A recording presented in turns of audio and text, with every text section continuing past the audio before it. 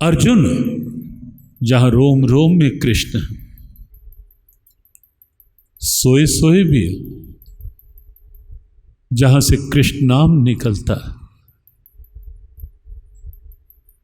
जहाँ कृष्ण नाम जागते सोते हैं, उसका प्रमाण है गीता का श्लोक, यच्चावहासार्थम सत्कृतो असि विहार शय्यासन भोजनेषु एकोऽत्वाप्यच्युत तत्समक्षम तत्क्षाम्ये त्वामहम अप्रमेयम्।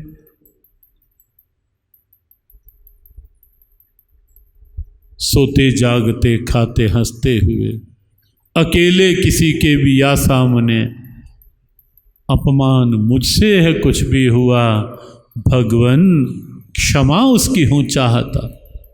इसका अभिप्राय क्या? अगर लाक्षणिक अर्थ देखें, अर्जुन को सोते जगते खाते पीते हर स्थिति में भगवान का भाव सानिध्य प्राप्त था। और प्रथम अध्याय का ये 25वां श्लोक है, उवाच पार पश्येतान संवेतान कुरुनिति। और आगे 26वां श्लोक, तत्रापश्य स्थितान पार पितृनत पिता महान। तत्र अर्जुन ने वहाँ दूर देखा कि वहाँ सब रिश्ते नाते, दृष्टि दूर चली गई। जो बात चल रही थी कि कृष्ण कौन? हमारी आत्मा, अहमात्मा गुणाकी सर्वभूताश्य स्थिता। गीता के कृष्ण अनेक बार ये कहते हैं मैं सब प्राणियों की आत्मा हूँ, और यहाँ 10वें अध्याय के 20वें श्लोक में सीधी भाषा, अहम आत्मा गुणाकी सर्वभूताश्य, सब प्राणियों की आत्मा हूँ मैं पार्थ। कृष्ण कौन? हमारी आत्मा कृष्ण, हमारे पास कृष्ण, हमारे भीतर कृष्ण, हमारी चेतना कृष्ण, अत्यंत निकट कृष्ण।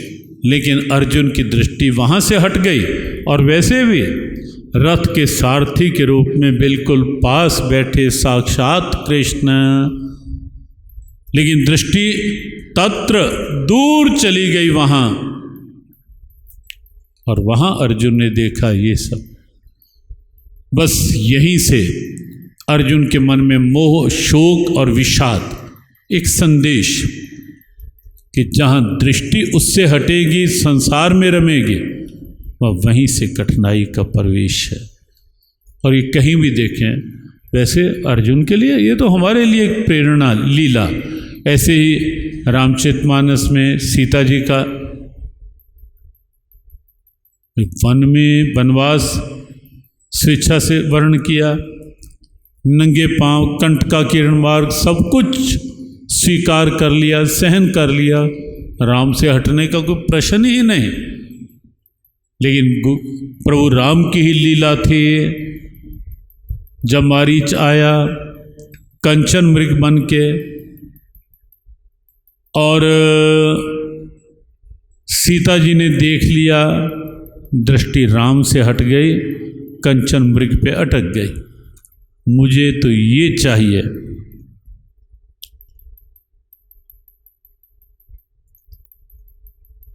भगवान राम ने समझाया भी कि सीते, मृग कभी सोने के होते हैं क्या? धोखा है ये।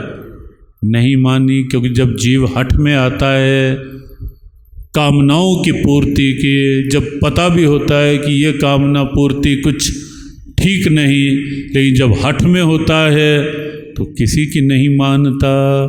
उसी जीव के प्रतिनिधित्व के लिए सीता जी, मुझे तो कंचन मृग चाहिए, बस मेरी इच्छा पूरी हो।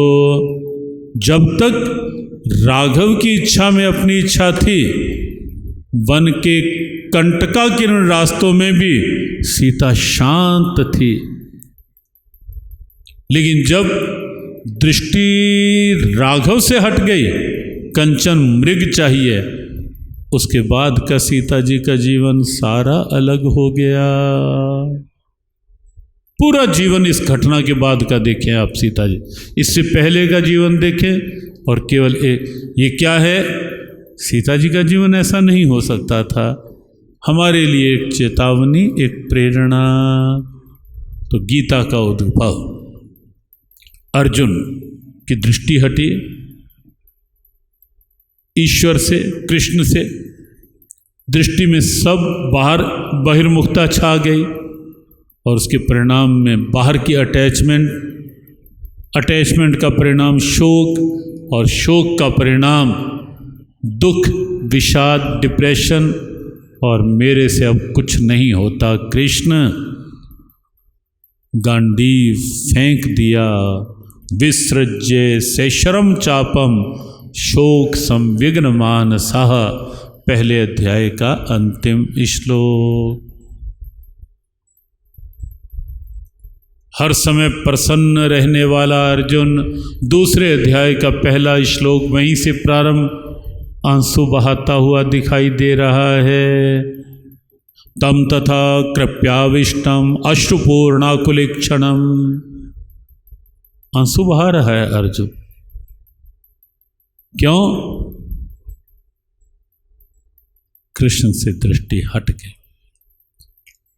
बस इतनी सी बात आज अर्जुन की दृष्टि को ठीक करने के लिए, अर्जुन को ये बताने के लिए कि जीव मात्र का कल्याण जो है वो किस ढंग से होगा, उसके अलग अलग साधन क्या है, और बिना ईश्वर की शरण के, ईश्वर पे दृष्टि कहो, ईश्वर की शरण कहो, उसमें मन लगाना कहो, उसका बन जाना कहो, कुछ भी कहो, बात एक ही है। बिना वह स्वीकारे कल्याण नहीं, उद्धार नहीं, जीवन का आनंद नहीं।